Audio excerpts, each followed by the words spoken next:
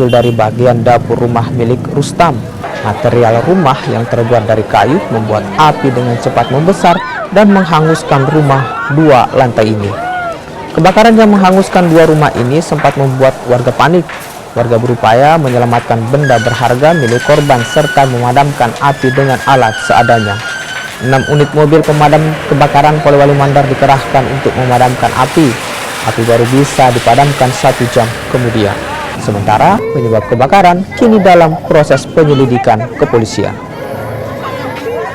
Kata warga tadi yang saksi mata menyalakan sumber api dari rumah Rustam, kemudian baru berembek ke rumahnya Pak Jalil. Kalau Pak Jalil ini seorang petani, jadi memang banyak gabah yang ada di dalam ini yang terbakar ini. Apa saja yang terbakar Pak ini?